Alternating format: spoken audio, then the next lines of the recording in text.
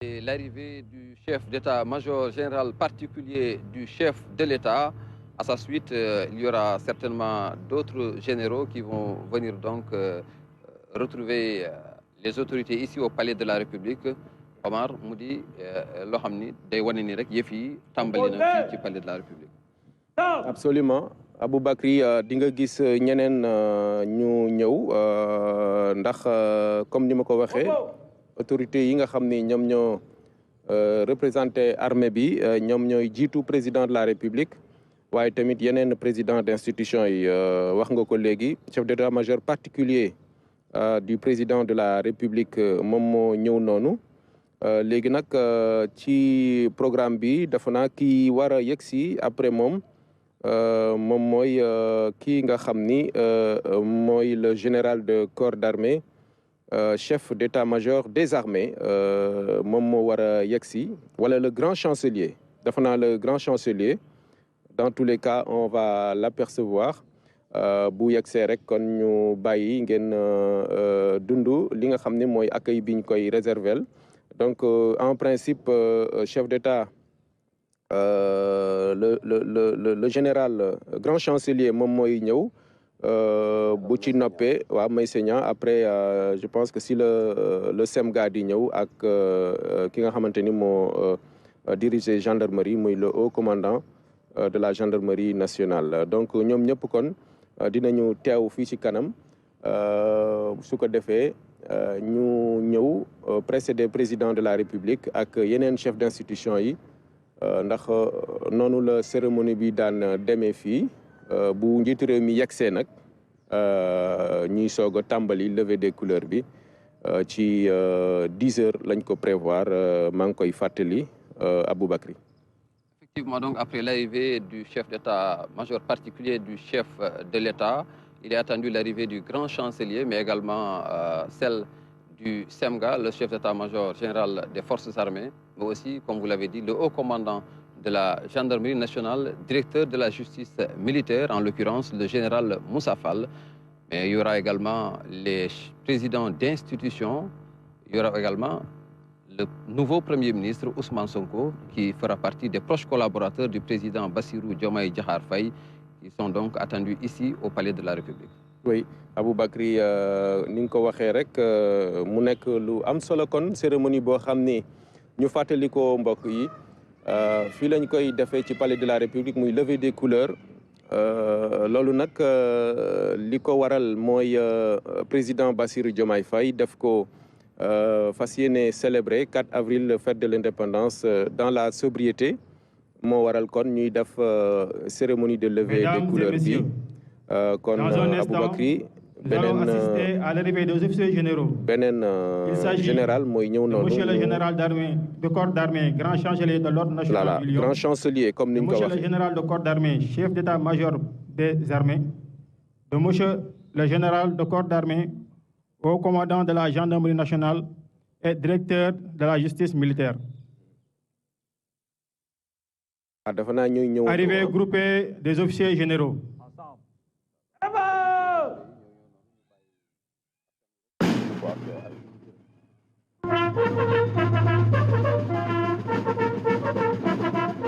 Présentez. Stop.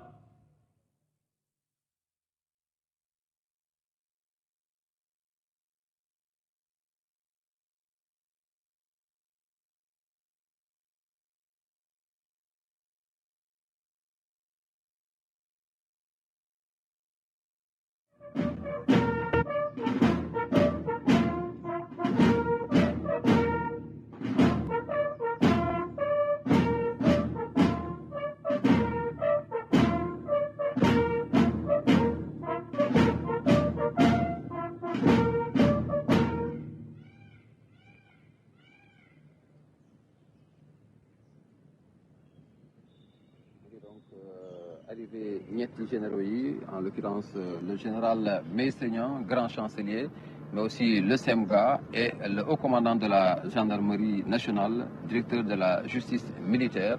Omar ñaari fan rek donc ginnaaw bi nga xamante ne njiitu réew mu bees mi di Bassirou Diomaye Faye waat na di prestation de serment mu opté donc pour amal li nga xam ni moo di levée des couleurs fii ci palais de la République wuute ak li ñu daan gis mu di 4 avril bu ànd ak défilé militaire et civil fële ci place de la nation wala sax prise d'armes ci place de l'indépendance moom nag ñaari fan ginnaaw bi mu toogee rek mu opté donc pour amal fii ci makaanu njiitu réew mi li nga xam ni mooy levée des couleurs ngir màggal donc li nga xam ni mooy 64e anniversaire indépendance suñu réew di Sénégal. voilà juróom benn fukki yoon ak ñeent muy 64e anniversaire de l'indépendance du Sénégal gannaaw nag ba officiers généraux yooyu ñëwee maanaam SEMGA au commandant de la gendarmerie ak ki nga xamante ni moom moo di chancelier le général Niang dañu opté donc gis nga Aboubacry pour des arrivées groupées donc ci loolu sax mën naa wax ni ñii ñuy xaar après officiers généraux yooyu mooy ñaari ministre yi nga xamante ni ñoo tënk wala boog ñoo jiite kaaraange réew mi muy le ministre des forces armées ak le ministre de l'intérieur donc ñoom ñaar ñooy ñëwandoo suñu sukkandikoo ci programme bi dañ leen di boole ñoom ñaar ñu ànd ñëw donc ni ñu ko gisee ci officiers généraux yi nga xamante ni ñoom ñoo leen jiitu en tout cas mu nekk ñaari ministre Mokhtar Cissé Mouhamadou Mokhtar Cissé ak ki nga xamante ni mooy Oumar Youm en principe normalement ñoom ñooy ànd ñëw fii ci palais de la République Aboubacry. Effectivement, après donc l'arrivée des généraux, il est attendu, comme vous l'avez dit, celle du ministre de l'Intérieur, Mouhamadou Mokhtar Cissé, en compagnie du ministre des Forces armées, Maître Oumar Youm, qui ne vont pas tarder donc à faire leur entrée ici au palais de la République. Et après eux, on aura également l'arrivée des présidents d'institutions. Voilà, voilà. Dans un instant, nous allons assister à l'arrivée groupée de monsieur le ministre. Il s'agit de monsieur le ministre, directeur du cabinet du président de la République, et de monsieur le ministre, secrétaire général de la présidence. Arrivée groupée de monsieur le ministre.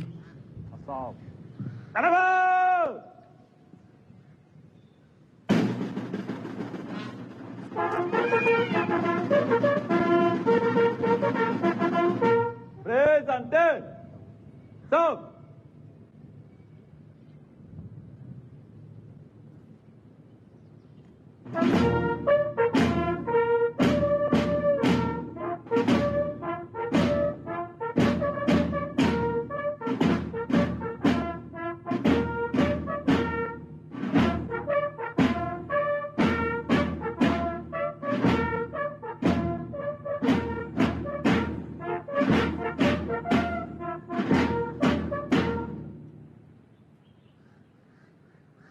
Donc ministre de l'Intérieur Mouhamadou Makhtar Cissé mi dénk biir réew mi mu ñëw nag ànd ak Omar ñaari collaborateurs yu yees yi nga xam ni bokk na ci ñi njëkk tabb ci régime son excellence Bassirou Diomaye Faye mu di Mary Teuw Niane directeur de cabinet du président de la République mais également Oumar Samba Ba secrétaire général de la présidence de la République. Voilà mu wute kon li ñu annoncé ci programme bi. ndax dañ ne woon ministre de l'Intérieur la ak MFA ministre des Forces armées mais donc comme niñ ko gisee les nouveaux ministres directeurs de cabinet et ministre secrétaire général ñoom ñoo ànd ak ministre de l'Intérieur kon ci arrivée boobu nga xamante ni dund nañ ko léegi nag su fekkente ni ne sukkandiku nañu ba léegi ci programme bi donc dinañu assister à l'arrivée des présidents d'institutions donc ñoom it dafa naa ni arrivée groupée lay nekk su ma juumul on attendra de voir mais ci programme bi en tout cas loolu la ñu prévoir mu nekk président des institutions président Assemblée nationale premier ministre président conseil économique social et environnemental présidente au conseil des collectivités territoriales en principe ñoom ñoo ci war a topp bu ñu yegsee nag ñoom si la njiitu réew mi président Bassirou Diomaye Faye di yegsi 10 heures en principe ngir rek ñu tàmbali cérémonie bi. Effectivement, après l'arrivée donc des autorités militaires, on a assisté à l'instant à l'arrivée des autorités civiles, notamment le ministre de l'Intérieur, en compagnie donc des tout nouveaux collaborateurs du président Bassirou Diomaye Faye, le ministre directeur de cabinet Mary Teuw Niane, mais également le ministre secrétaire général de la présidence Oumar Sambaba. Il s'en suivra donc l'arrivée des présidents d'institutions, comme vous l'avez annoncé. Il s'agira du Premier ministre, du président du Conseil économique, social et environnemental, mais également de la présidente du Haut Conseil des collectivités territoriales qui devrait arriver également en même temps ici au Palais de la République. Ouais, et on aperçoit à l'instant des visages qui nous sont familiers, hein, Aboubakry, des gendarmes qui collaborent avec nous ici au Palais de la République, notamment le commandant Ndong et le colonel Ndiaye, et d'autres gendarmes qui assurent la sécurité ici, de même que les autres, hein, la garde rapprochée. C'est l'instant, c'est le moment de leur rendre un vibrant hommage parce qu'ils abattent un travail extrêmement important, notamment dans la sécurité du président de la République, de même que bien sûr ce détachement de la garde présidentielle qui assure les honneurs en de pareilles circonstances. Donc c'est le moment, puisque c'est la fête des forces armées aussi, c'est l'occasion pour nous de leur souhaiter une excellente fête aujourd'hui, 4 avril, Aboubakry. Effectivement, xam nga feetu 4 avril mooy dañuy màggal bés bi nga xam ni ci la Sénégal moom boppam mu di fête boo xam ni Sénégal yëpp ko bokk waaye nag ñi nga xam ni ñooy takk der yi ñu am ci cër bu am solo rawatina nag tey ci li nga xam ni mooy levée des couleurs mu am benn détachement donc de la garde présidentielle boo xam ni moo am honneur tey amal li nga xam ni mooy am fii ci palais de la République mooy honneur yi ñu war a delloo njiit réew mi di son excellence Bassirou Diomaye Diakhar Faye. Voilà le général Moussa Fall qu'on ne présente plus, qui joue un rôle également extrêmement important dans la sécurisation du pays, de même que les autres officiers généraux d'ailleurs, le Semga Cissé et tous les autres. Hein. Vraiment, on leur doit beaucoup. C'est forces de défense et de sécurité parce que nous, li ñu koy waxee ci wolof suñu tëddee bay nelaw suñu kër yi guddi gu nekk dafa naa ñoom lañ ko war a sante gërëm leen ko parce que saa su ne ñu ngi farlu ngir rek aar réew mi. waaye tamit aar ñi nga xamante ni ñoo nekk fii ci Sénégal muy askan bi donc lu am solo la kon ñu bàyyi leen ngeen ànd ak ñun xool autorités yi nga xam ni ñoom ñooy ñëw ci jamono ji fii ci perron d'honneur bu palais de la République. Le président du Conseil économique, social et environnemental et de monsieur le Premier ministre.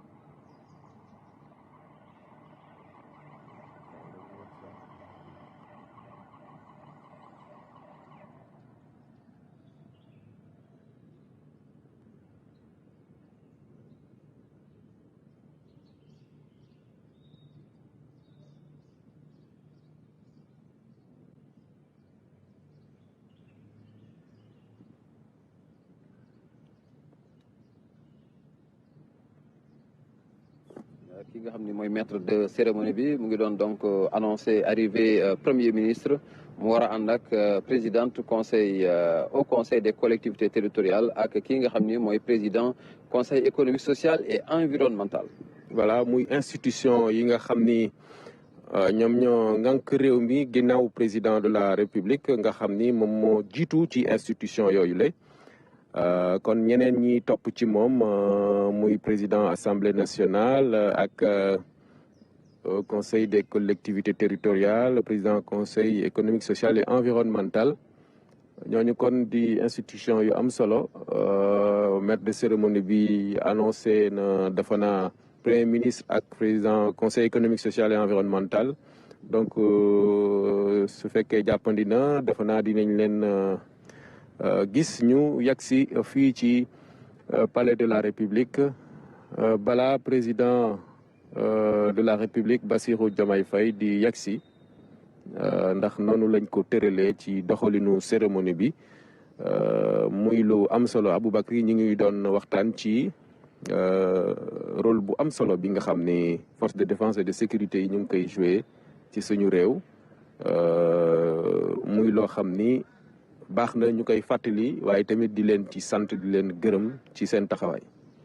di fàttali également que thème ren bi d'ailleurs ci loolu la jëm mu di le rôle des forces armées dans la cohésion nationale te démb njiitu réew mi ci discours bi nga xam ni mooy discours bi mu njëkk amal fàttali na ko mooy li muy woote mooy jàmm li muy woote mooy Sénégal ànd doon benn ñu ànd juboo donc daa di doxal te li muy mandargal rek instant bi nii mooy que ni état continuité la ndax président d'institution yi nga xam ni tudd nañ leen sànq ci régime président Macky Sall lañ leen fale woon tey ñu war a mën a ñëw teewee lii nga xam ni mooy première donc levée des couleurs bu njiitu réew bu bees di Bassirou Diomaye Faye li ñu wax rek les hommes passent les institutions demeurent mu di lu am solo également ci taarixu Sénégal. waaw noonu la état tëddee ba tax kon loolu sax moo waral gis nga gis teewaayu. Mesdames et messieurs, arrivée des présidents d'institutions.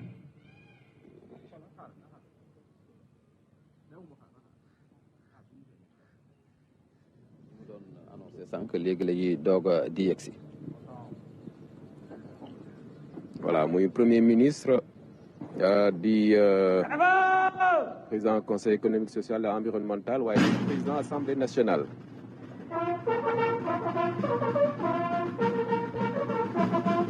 Présentez. Stop.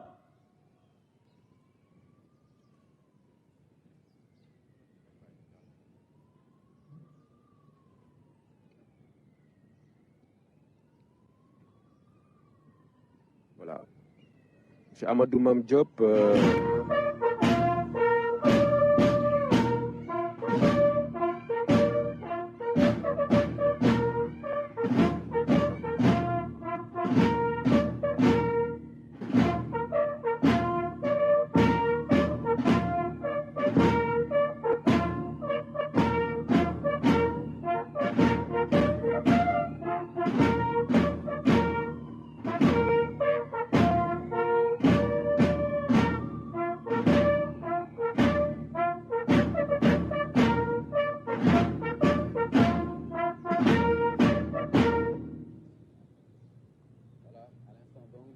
Sur fond de la musique des forces armées, vous vivez avec nous l'arrivée du tout nouveau Premier ministre, en l'occurrence Ousmane Sonko, accompagné du président de l'Assemblée nationale Amadou Mame Diop, mais également du président du Conseil économique, social et environnemental Abdoulaye Daouda Diallo.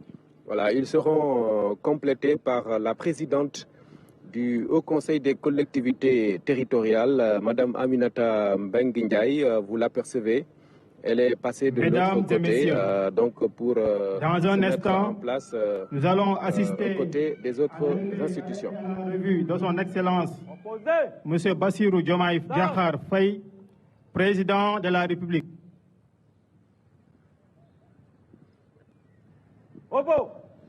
Voilà, donc le maître de cérémonie qui vient d'annoncer l'arrivée imminente du président de la République, Bassirou Diomaye Diakhar Faye, qui, dans quelques instants, donc, va arriver ici au Palais de la République et ça va marquer donc le début de la cérémonie solennelle de levée des couleurs ici au Palais de la République. Voilà, c'est dans quelques poignées de secondes, on va dire, parce qu'il est 10h moins 2. Dans 2 minutes plus précisément, vous allez apercevoir le président de la République, son Excellence Bassirou Diomaye Diakhar Faye, ici, qui va rejoindre l'assistance, la mise en place déjà prête pour donc assister, diriger, lui le président, cette cérémonie de levée des couleurs symbolique de la célébration de la fête de l'indépendance de notre pays, 74e du genre Aboubakri. Effectivement, le président de la République va donc à son arrivée passer en revue le détachement de la garde présidentielle avant donc d'assister à la levée des couleurs jusqu'au Mans. Et ensuite, il viendra donc saluer les autorités présentes ici au Palais de la République pour assister à cette cérémonie solennelle de levée des couleurs. Voilà, léegi rek kon ngeen gis président Bassirou Diomaye Faye yegsi na fii ci Palais de la République di ngeen gis maître de cérémonie bi annoncé ko léegi ndax 10 heures pile la waroon dugg si fii 10 heures nag daanaka moins 1 minute. léegi rek ngeen gis ko mu yegsi kon jaar ci tapis rouge bi ñu rendre ko les honneurs. Voilà, ñu bàyyi ak maître de cérémonie bi. Revue de son excellence monsieur Bassirou Diomaye Diakhar Faye, président de la République.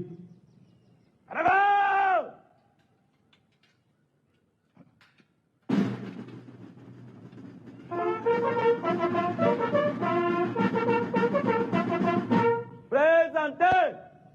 Stop.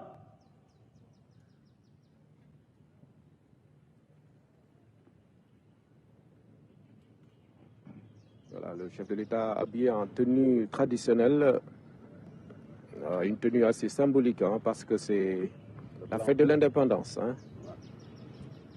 lii day firndeel rek ni moom li mu doon wax démb lu mu gëm la moo di nañu fexe ba wane ni moom la suñu bopp.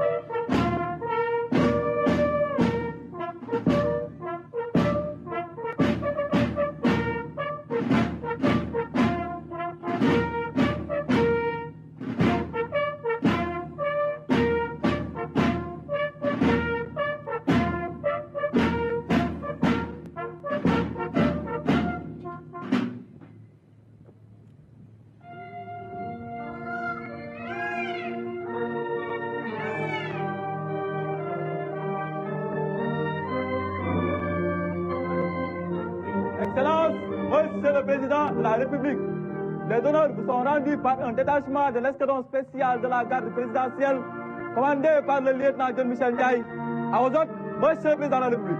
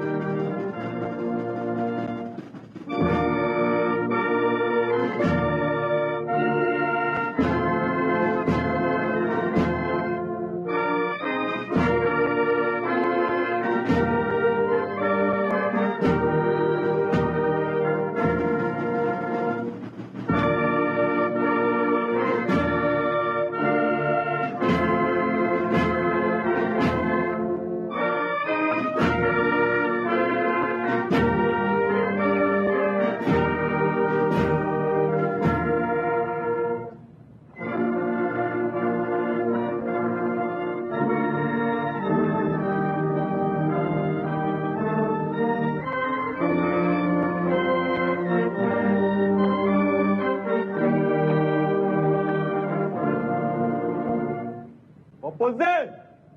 Stop.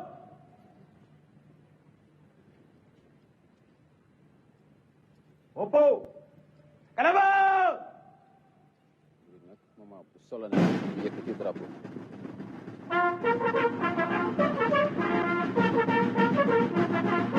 Présentez. Stop.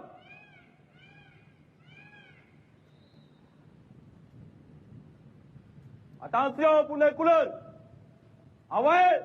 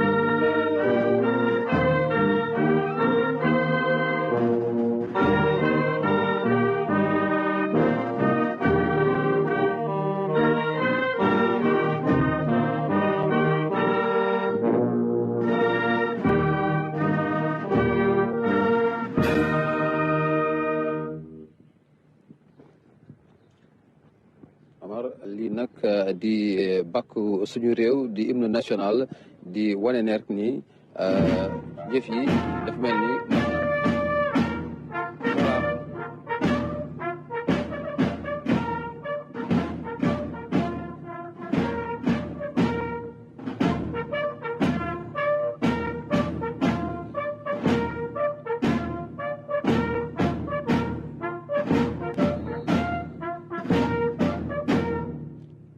Voilà, c'était donc la levée des couleurs qui consacre la célébration du 64e anniversaire de notre accession à l'indépendance, marquée donc par une levée des couleurs. Le président Bassirou Diomaye Diakhar Faye qui est arrivé à 10 h, qui a passé donc en revue le détachement de l'escadron spécial donc de la garde présidentielle, avant de saluer les autorités civiles, mais aussi les autorités militaires, notamment les présidents d'institutions ici présent pour assister avec lui à la levée des couleurs. Omar mu di rek li nga xam ni moom lañ doon xaarandi mu mel ni yëf yi nag mot na.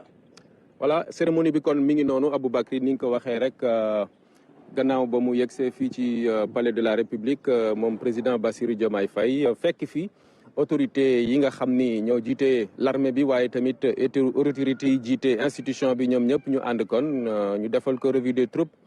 ay honneur ginnaaw gi kon ñu yëkkati drapeau bi loolu kon mooy cérémonie symbolique bi nga xam ni moom la ñu doon amal ngir rek célébrer fête de l'indépendance bu Sénégal ren ni mu ko gisee wala boog ni mu ko dogale moom président Bassirou Diomaye Faye léegi nag gannaaw ba ñu defee cérémonie bi day ànd ak kilifa yooyule fii ci palais de la République ci biir palais bi ngir rek saafonteeg ñoom un grand moment de communion après donc cette cérémonie solennelle de levée des couleurs qui donc marquait la célébration de l'indépendance de l'anniversaire de l'indépendance de la République du Sénégal. C'était donc un moment assez symbolique, Aboubacry, que nous avons eu le plaisir de vous faire vivre. Chers téléspectateurs, donc Abou ma bàyyi la rek nga dellu fële Triangle Sud ak Cheikh Ahmadou Bamba Gueye. voilà ni ko Omar waxee rek Cheikh Ahmadou Bamba Gueye lii la ñu mënoon a jàppandi ci li nga xam ni moo xew tey fii ci makkaanu njiitu réew mi mu di levée des couleurs bi nga xam ni day sargal di màggal bés bi nga xam ni ci la Sénégal moom boppam ñu toll ci 64e anniversaire njiitu réew mi président Bassirou Diomaye Diakhar Faye jiite ko bi mu paree nag mu daal di retiré wu ànd ak autorités yi nga xam ni ñoo fekkee cérémonie bi lii la ñu mën a jàppandi ci li fi xewoon tey ci makkaanu njiitu réew mi di présidence de la République. Aboubacry Kane. Voilà, donc merci beaucoup Aboubacry Kane, également merci à Oumar Niang qui était ensemble au Palais de la République pour vous faire suivre donc en direct cet temps fort de cette cérémonie de levée des couleurs au Palais de la République avec le 64e anniversaire de l'indépendance du Sénégal, avec la présence des présidents d'institutions mais également des collaborateurs du président de la République, de son cabinet présidentiel et bien entendu les officiers généraux qui sont également présents, le SEMGAL au commandement de la gendarmerie nationale, le grand chancelier de l'Ordre national du Lion et enfin qui ont été rejoints par le président de la République, son Excellence, M. Bassirou Diomaye Faye, qui a présidé cette cérémonie de levée des couleurs qui marque l'anniversaire de notre indépendance du Sénégal, 64e indépendance. Merci de nous avoir tenu compagnie depuis ce matin. Merci de votre fidélité. Passez d'excellents moments en compagnie des programmes de votre télévision nationale.